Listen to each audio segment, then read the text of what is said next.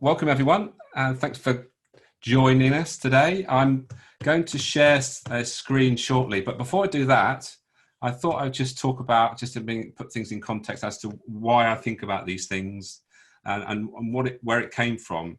One of the things I'm going to be talking about, I came across quite recently. It's probably about 6 months ago, and it's thinking about how we use our character traits is one of the key things that we need to take into account. And if we start thinking about what's our strengths and what's our weaknesses, and using them to our best effects and using them when we need to, then ultimately we can come out of this as in a better position than we would have otherwise. So it's being really sort of mindful and conscious of these things. So hopefully by the end of this webinar, you'll understand a bit more about these three key elements, which you can then focus on to navigate what we're going through at the moment, and also come out of it actually thinking, right, so I'm in a different mindset now. I'm actually focusing on things that I really need to think about, and the other things that I'm going to talk about as well. Right, so let's just share my screen and crack on. Hopefully everyone can see that. Thumbs up from someone just to make sure that's working. Good. Okay, so the three things that I think that we should be focusing on, which I'm going to cover just in a second. But before I do that, I'm going to talk about something that and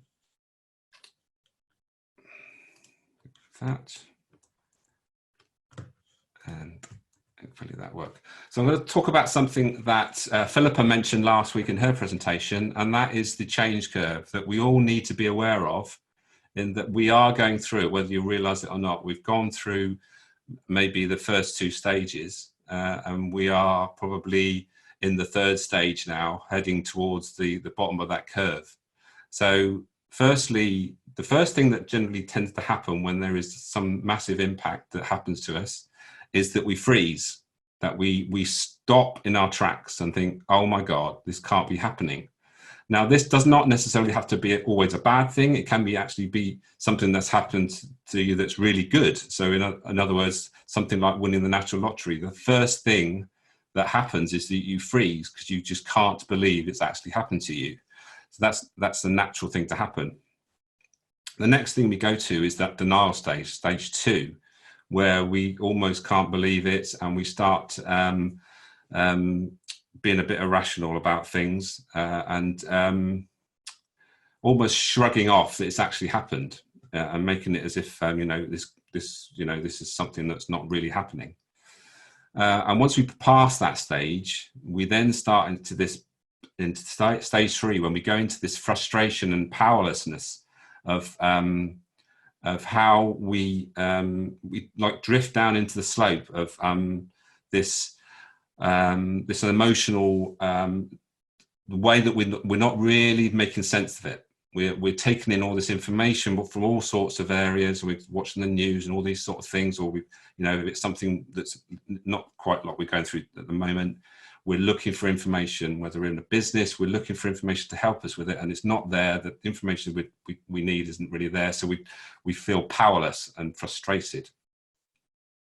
And you might notice on this graph, we've got this IU that goes through these different stages, which is interesting because it's one of the models I use. It's called the OK Corral, and that when we are in a conversation with someone, the place we need to be is that we need to be in a position of I'm okay, you're okay.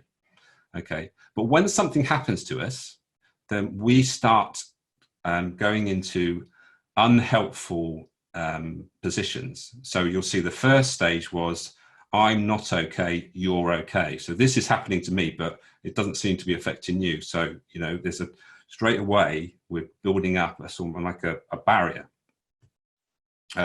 So when the next stage, then we start to think, well, I'm okay, then you're not okay. So it's almost like bouncing back to the opposite scenario. And you'll see this sort of flows through this diagram. As the third stage, we suddenly realize actually it's not okay for either of us. which is the ultimately bad situation to be in, because we really then feel, neither of us feel very good about the situation, and ultimately that's never going to come to a good outcome. When we get to stage 4, this acceptance place is the good place where we start to think about the things that we need to put in place. And this is where the next 3 things I'm going to talk to you about are really when they start to kick in, when you start to make those good decisions that you just need to make going forward.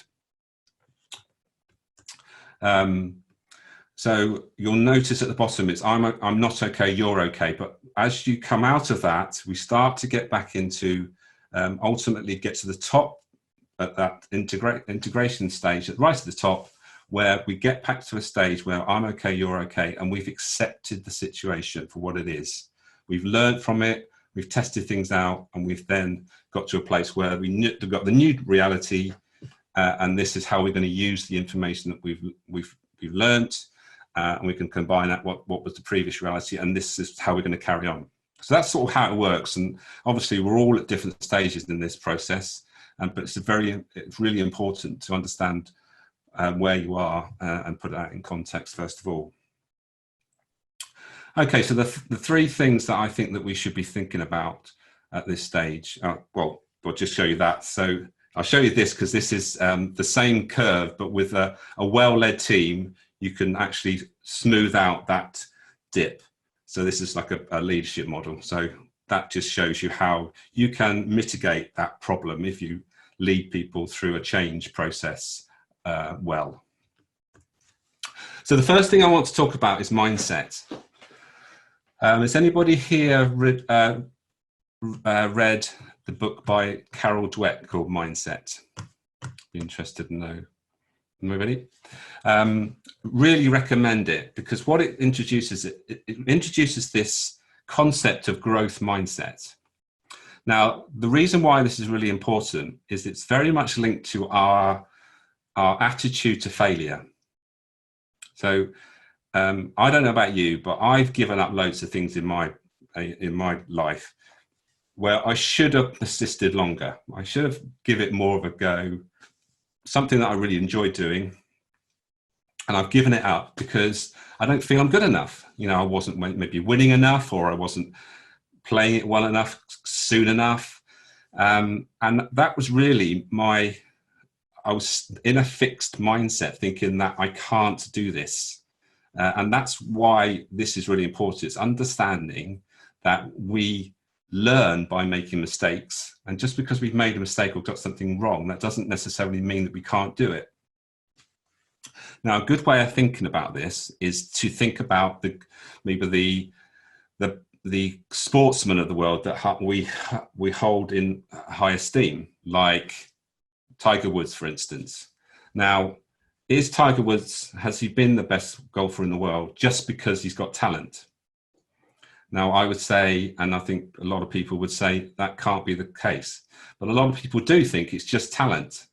But what he does, or has done in the past, was he's failed a lot. And there's lots of stories about different sports people admitting that the reason why they are so good is because they failed so often, because they persevered. They stuck at it and realized that this is just a journey that we're on, and we just have to accept that we're not going to get it right. And the reason why this is important is because when we come out of this, particularly, we've got to understand that we will start to test things out that we've not done before. We've all learned how to Zoom better than we've ever done before, because we've had to get used to it. But previously there was a big barrier to a lot of people saying, I'm not going on that. I'm technophobic. I don't do that sort of thing. But when it comes down to it, when we have to do something, we tend to get on and do it. So let's just highlight. Just highlight a few things by using some of the annotations. If I can get this to work. Don't seem to have any controls actually. I won't be able to do that then. Forget that. So don't go there back. So let's just pick out a few things, the differences between the growth mindset and the fixed mindset. So growth mindset is I can learn to do anything I want. Okay. But on the other side, fixed mindset is I'm either good at it or I'm not. So there's a massive difference in that mindset, isn't there?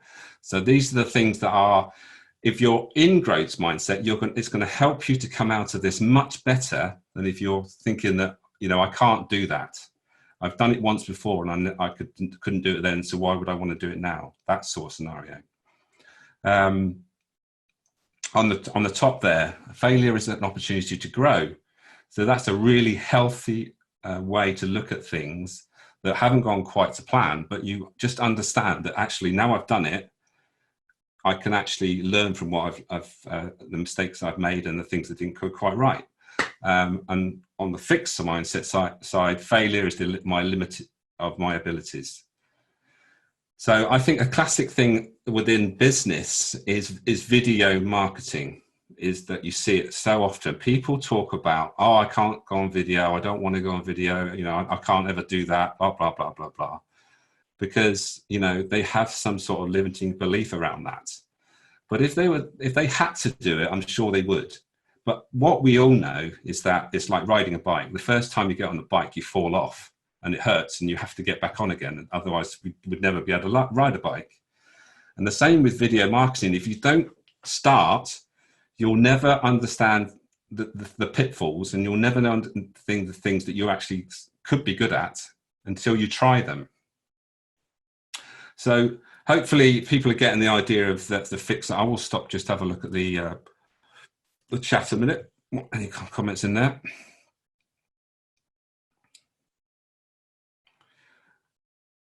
The Infinite Game. I haven't read that yet, Philippa, but yes, I've got it on my list to read at some stage. But yes, I'm sure it's very similar to what he talks about there. Yeah, okay. It's your mindset, but it's based on your objectives. So objective setting way into the future. So almost changing as you go forth. So it's a growth objective that just, you never achieve it. Yeah, and I think that's really good that he's brought that in, because I think a lot of people go into something knowing that they have to get somewhere. But leadership is very much about actually never actually arriving somewhere, because there's always, the goalposts are always moving, and all the things that you're just moving in a direction rather than actually trying to get somewhere that you actually say you've achieved something. But, so I think that's it, and I definitely buy into that concept.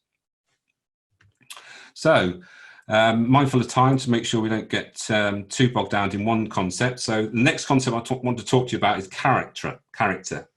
And this is what I mentioned earlier about these 24 character traits that we could be using in this situation. So I want you to, there's 24 character traits on there. And what I want you to do is just jot down a couple maybe in the chat that really resonate with you, that you think are your strengths, and that you maybe use without really thinking about them. And then after that, we can maybe look at things that maybe you're not using that maybe you should maybe focus on. So I'll just shut up and let you do that for a few seconds or so.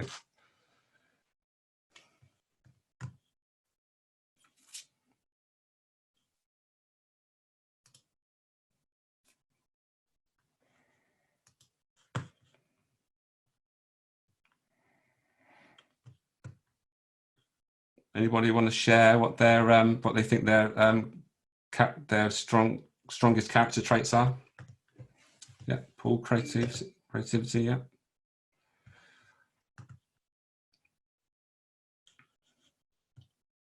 Anybody else got anything that jumps out at them?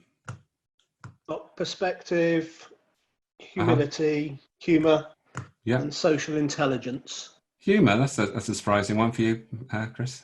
Yeah. See that comment alone's funny.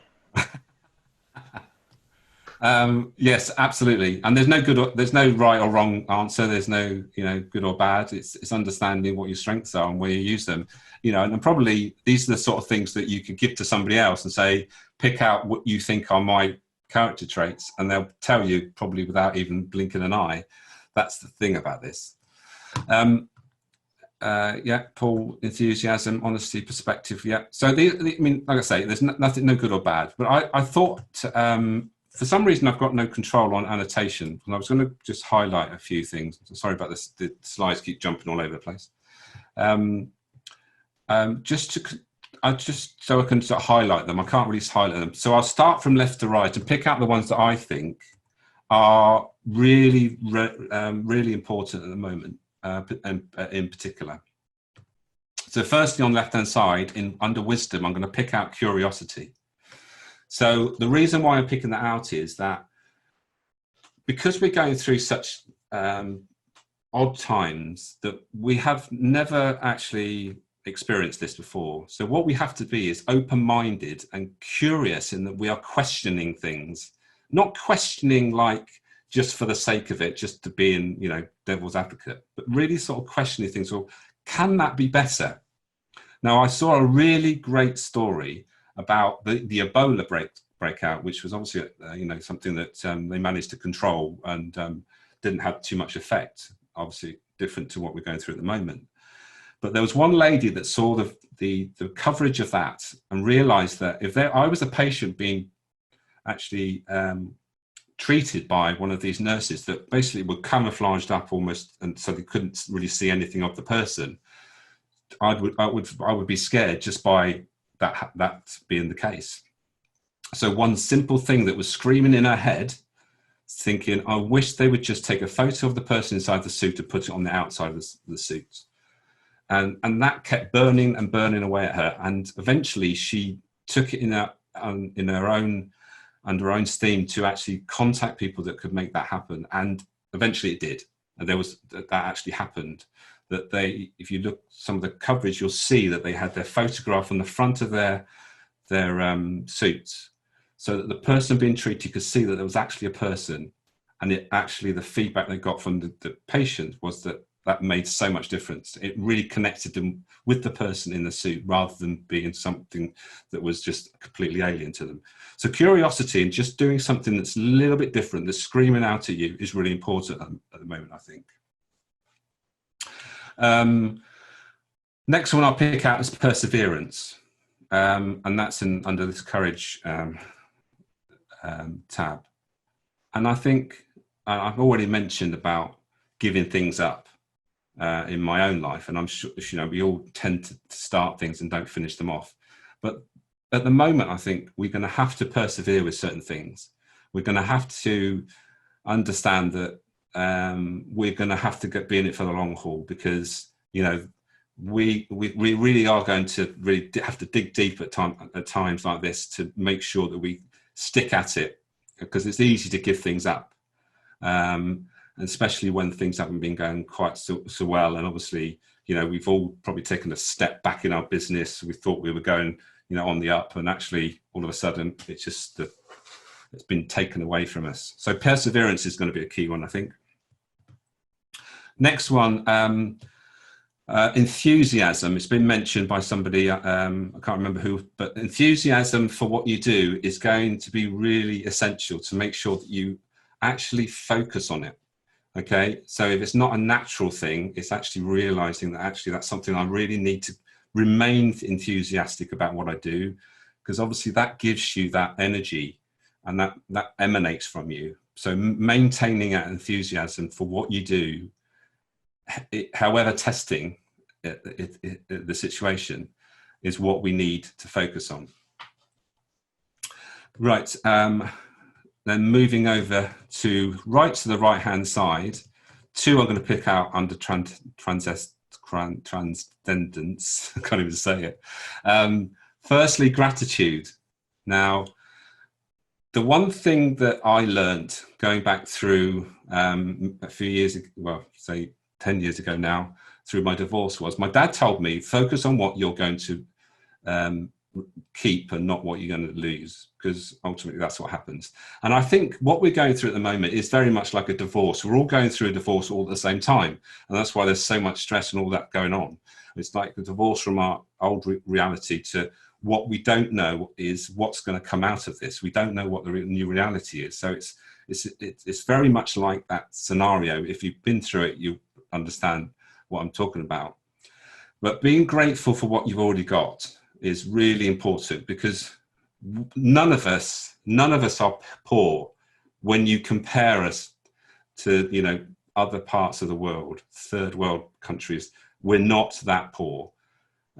Yes, we're going through some pretty bad times at the moment, and financially there's a lot of pressure on, and we've got bills to pay and all those sort of things. And obviously I'm not disregarding that, you know, we're all in the same boat, but it's really focusing on what we have got and not what we wanted and what we were going to have. So being grateful for what we got is really important, I believe. And then thirdly, the other one I'll pick out underneath that optimism, staying optimistic is essential. We all know people in our circles that always seem to be optimistic, and they draw us to them, don't they? They always got something positive to say, and the more positive and optimistic we can be, then we are going to affect more people, and hopefully they will pick it up as an optimistic vibe that we all need to have, especially at these times. So just a few I picked out. I'm not saying the others don't matter, but when you look at this, thinking about which ones are you using regularly, and the ones naturally you use, but pick out the ones actually you think, actually, I need to focus on that, and maybe focus on that so that I actually come out this in a better place, and making sure that I don't let it slip. And I guess hopefully one of those I've mentioned, maybe one of the key things that you need to focus on and make the most of. And then thirdly, you won't be surprised, I want to talk about where motivation fits in.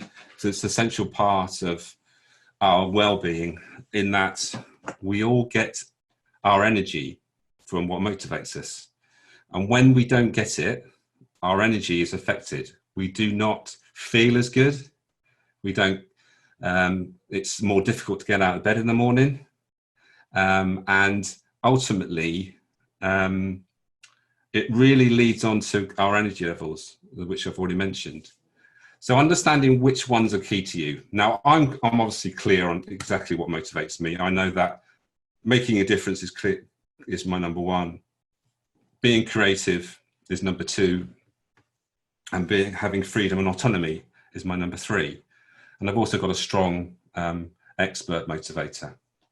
So these are the ones that are really important to me. I'll really just run through what they are firstly. So left to right, left side, top, defender, security, stability. That one's quite challenging at the moment if that's something that's important to you. Friend, belonging, and friendships at work. Again, that might be something that's quite challenging at the moment. So you need to actually do something around that. If it's not naturally, we're not really sort of interacting with people so much. Then the star, getting recognition from others. Then the top middle, director, having influence over others. The middle is the money driver. The expert is the knowledge driver, and being a specialist. And then the three that I've just mentioned, the creator, the innovation, bringing new things in, which I think is going to be a key thing driver going forward. Obviously, we're going to really all going to have to be innovative and be creative in how we sort of reshape what we're doing as we go forward. Freedom, autonomy, having control and freedom on the way we do things, and ultimately doing something that's worthwhile.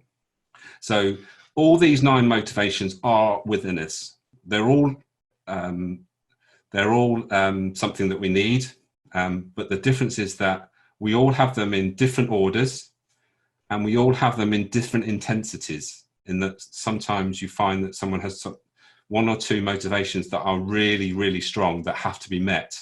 Whereas sometimes you find people actually got 9 motivations that actually all the scores are quite similar. So there's all that variety going on.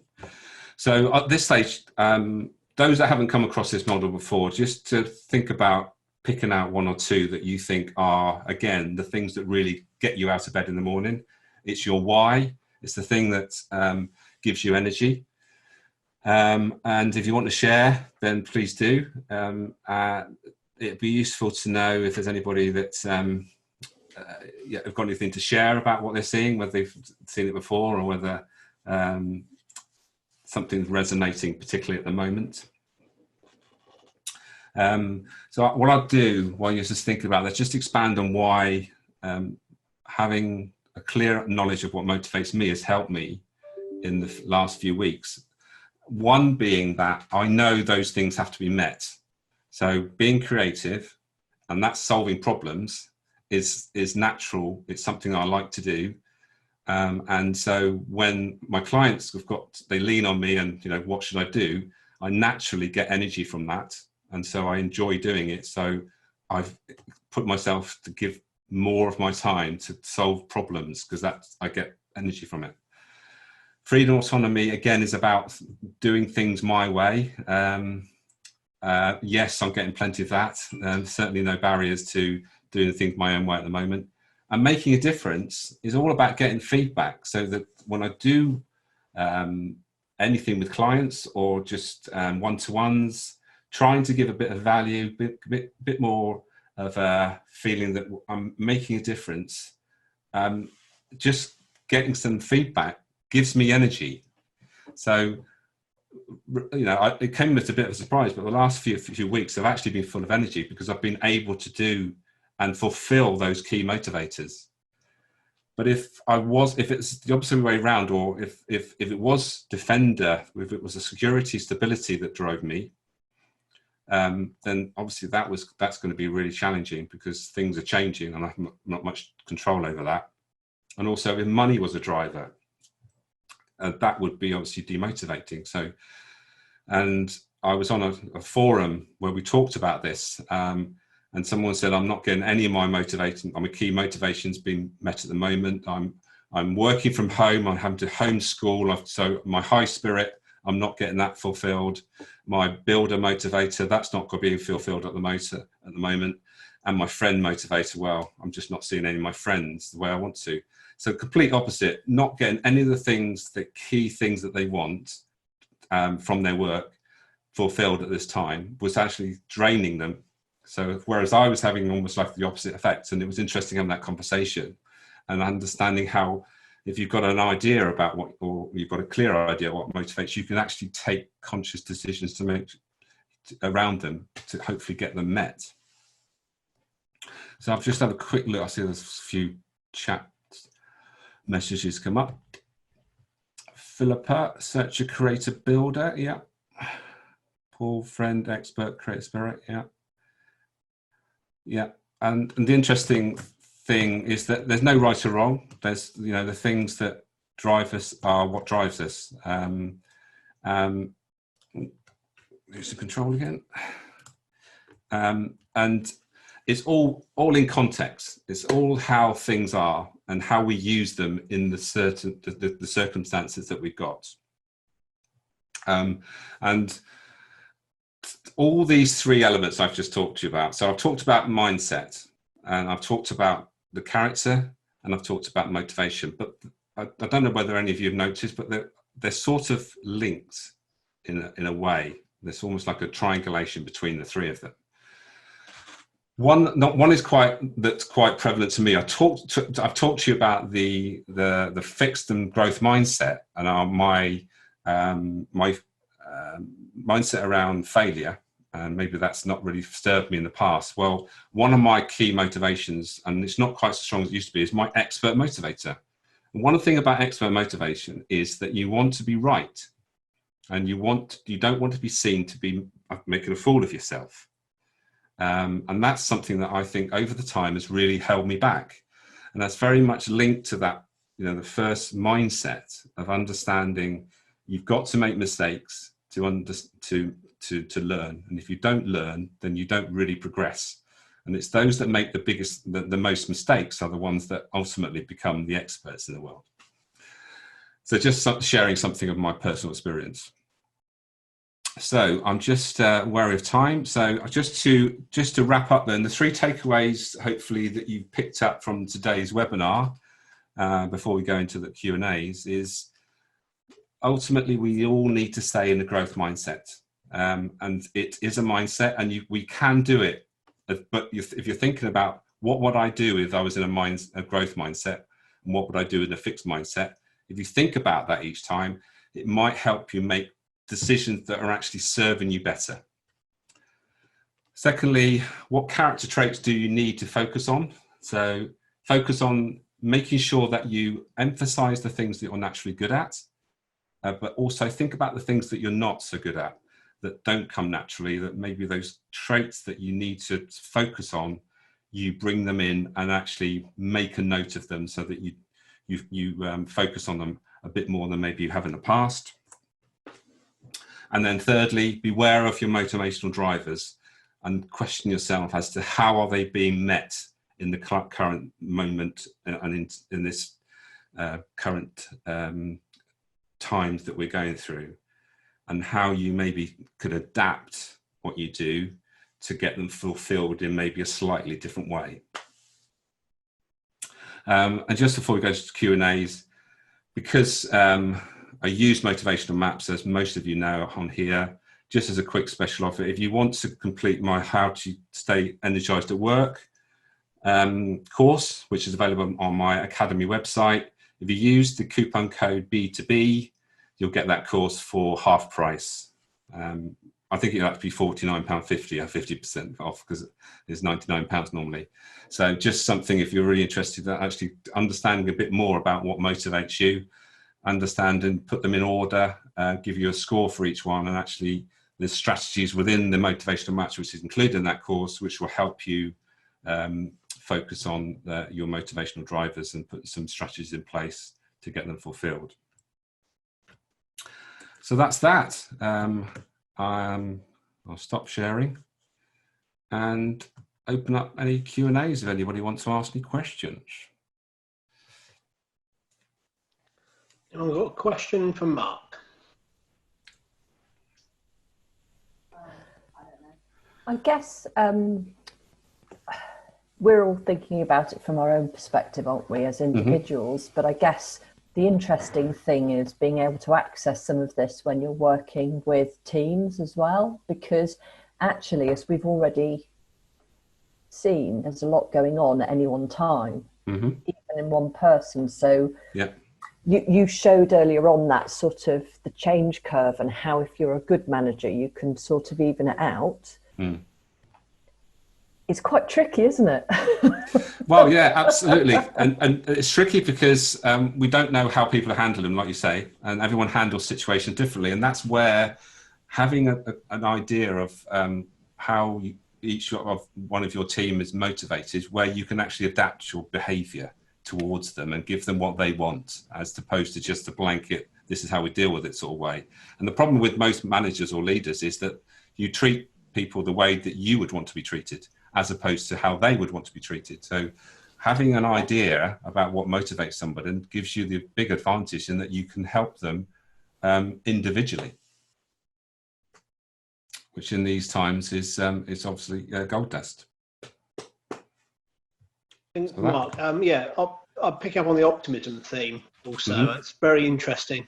I speak to a lot of people, phone, Zoom, when we're face to face, and I'm no motivational expert, but it's coming from, you know, I've had depression and various other things, so you get a feeling for when you're really down and when you're really up. And I think, you know, Miles have touched on that with one of your comments about, I think, push and pull, you said, you know, yeah. At the moment. So optimism is so key, especially at the moment. And I think, but it has to come from leaders as well, because if you look at human behaviour, and I don't profess to read books or anything like that, but I just observe. And then my stand-up comedy was always observational. People copy what others do, even in an adult stage. So I think it's very key that if you're running a business or you're running an organisation, you need to, whatever you do, is maintain that level of optimism, whether it's short term or long term. Because I think it's very easy on your curve. I think, you know, the stage 3. I think there's a lot of people in that curve at the moment, are at the bottom of that curve, and they keep slipping back down the hill on the right hand side. So what would you say is, if you find yourself stuck in that dip, what's the thing you can do from a motivational point of view to start climbing back to stage 4 and 5? Oh, that's a good question, Chris. Very boom. Well, you picked on optimism as something that you need to, obviously that's key, and that links very much to that growth mindset thing, understanding that you're not going to get things right. But I think you're more maybe referring to the fact that we fight what is what's happening to us, and I think the worst thing we can do is actually think that things are going to go back to how they were, but in reality that can't possibly happen, because we're all going to learn stuff that we will keep.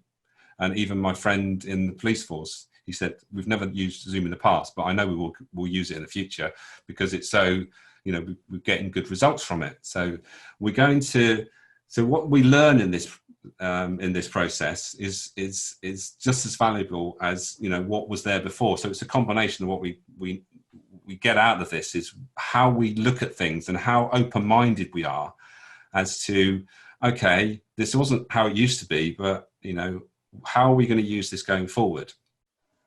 And optimism is very much about that. And, going back to the other character traits, it's very much focusing on the things that, not allowing yourself to slip back into, oh, I wish this wasn't happened to me. Oh, if only this wasn't happening.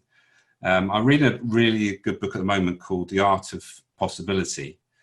And they talk about, we are all, we can put ourselves in any situation and then blame others. Now, it talks about a scenario where you're sat at traffic lights and then some drunk driver comes smashing into the back of you. And then from that moment forward, you're just blaming that person for it happening, which obviously we're not saying that it's you should disregard that. But you can take a different frame of mind on that. You can say to yourself, well, actually, I'm partly responsible because I'm actually in my car, I'm on the road, so if I hadn't have chosen to go, that wouldn't have happened to me. Now, it's a radical way to think about it. But the more you think about it, the more you don't put yourself in that victim place. And the worst, I think, if you put yourself in the victim all the time, then ultimately that's just going to make you feel bad. And it's trying to think, well, actually, this has happened. Okay, I'm still here. I'm alive. Now, what can I do and be in that growth mindset so that I can actually learn from it and actually prevent it from happening again. And then hopefully things might be better in the future. Hopefully that answers your question in some way.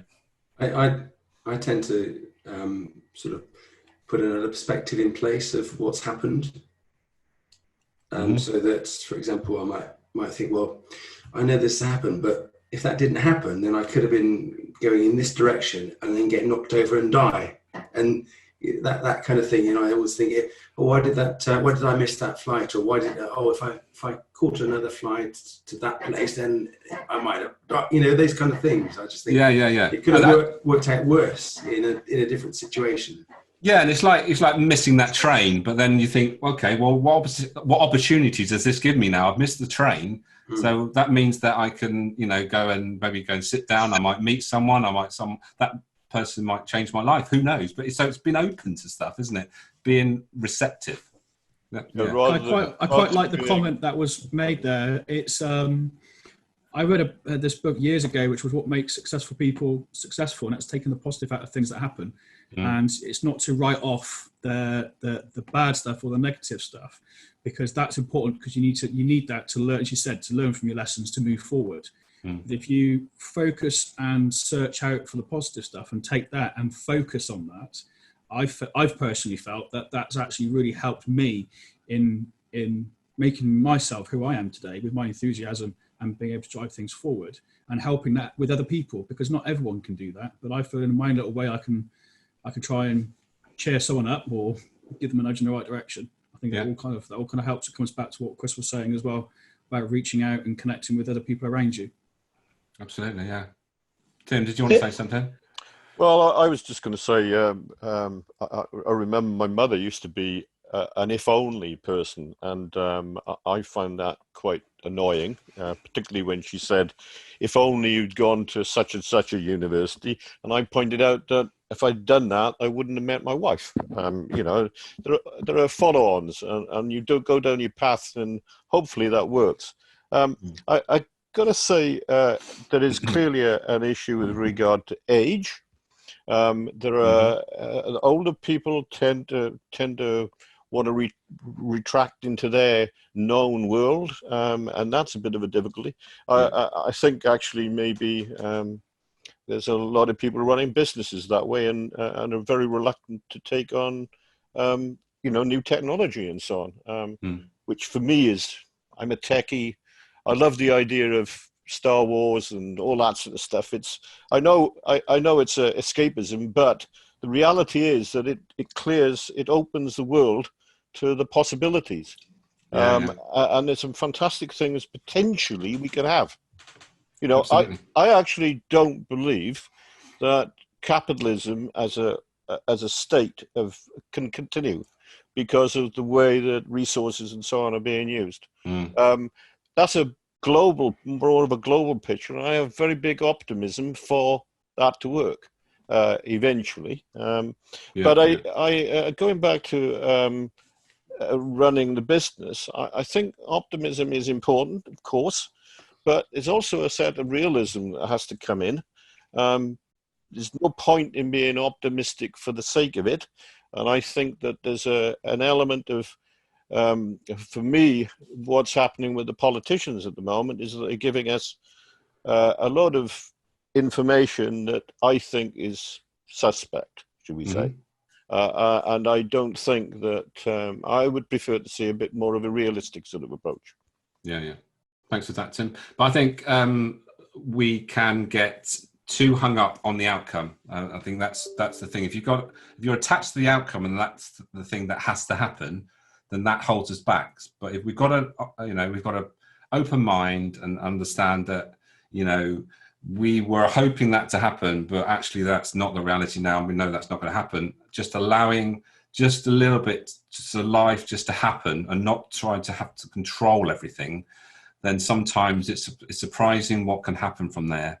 And I know you can't live your life 100% like that, but if you can just allow yourself now and again, just to allow things to happen, I think it just opens up other possibilities. I think one of the other things, which is a quote that I keep in the back of my mind, the thing you fear the most will come to pass. And there are a lot of, and it is a biblical quote, Chris, so don't get too concerned. But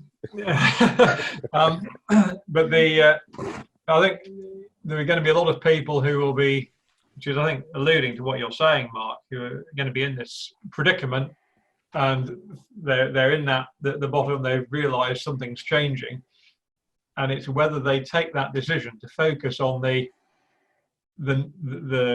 it's all going to fail, and that will become a self-fulfilling prophecy, or search to find ways to overcome it and get out of it, and and perhaps change the business, change the products, change whatever it may be, or if it's a business we're talking about. And I think, but I think everyone needs to go through that phase of your graph explained it very well. That accepting that things have to change, and it's just what do you do when you get to that point that you've got to do it? What do you do? How do you get there? And I think this presentation and Philip's presentation as well on looking at your company, your branding, your culture, they're very, very much interlinked in this scenario.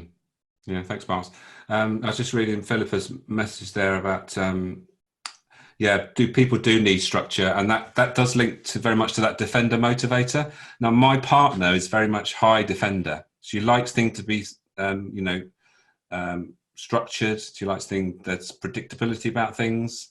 So I know that at the moment it's one thing that she's struggling with most, and so I try as much as I can to give some sort of stability wherever I can, just by doing things here, so that when she comes home she's a nurse, by the way, so when she comes home from that role, that things are sort of stable. If they're not stable at work, they can be hopefully as stable as they can be at home, and that's as best I can do at the moment. So that's the thing, understanding that and trying to adapt your behaviour to others to support them in what they need.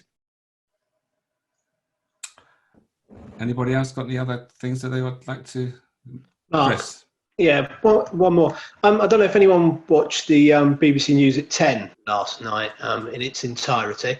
I can't get enough of it. But anyway, try not to. No, I know. Well, I do once a day, and it's at the end of the day. And there's always a packet of peanut M&Ms next to me, so there's a relationship motivator going on there. Anyway, moving on.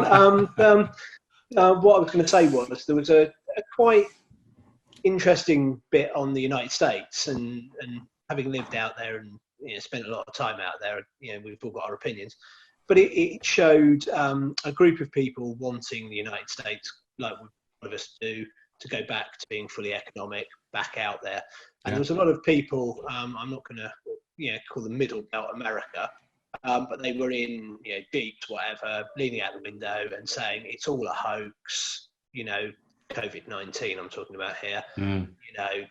So what I was going to get at with that is, you can have your opinions on Trump and the administration. What is the motivator for that? Because we all know it's not a hoax. You've only got to look in your own country at the mass graves in Brooklyn to realise, and the Bronx, that it's not a hoax. So it far outstrips 9/11, which was an absolute atrocity. So I'm just intrigued when I see things like that. Because I would think number one driving that is the fear of the money thing. Obviously, that they're losing their incomes because they're prevented from operating their businesses or doing things that they normally do, and so that's what they're protesting about. And obviously, America is the land of the free, and you shouldn't stop us doing anything that we want to do. But there comes a time when people have to toe the line and do things that are right for everyone, not just individually. And I think that's what's happening. And it's very interesting. I watch the news, and especially the American stuff, and what's going on over there, and how they're dealing with it, how we're dealing with it, and other countries are dealing with this situation. And it comes back to culture, doesn't it? It comes back to how we do, our values, and I think values are very much linked to motivations,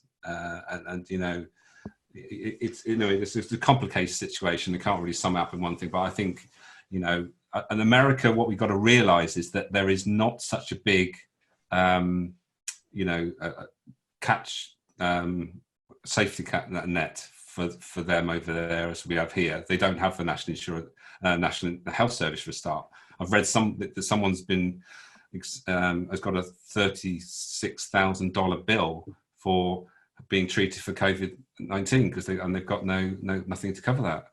What would be the situation over here if we're not getting any of that cover that we just expect from the NHS? That would be, you can't imagine, can you? What's driving that? Who knows? Culture, fear, all sorts of things, I think. Any more questions for Mark? Well, it seemed to me that, sorry, I was going to say just on that, social responsibility is quite a long way away from the American ideal, really. And it seems to me that the UK has gone that way to a large extent, and this is actually maybe a mechanism to get it back. I hope that's the case.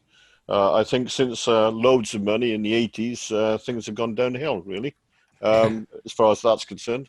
And some of the statements that people come out with are dreadful.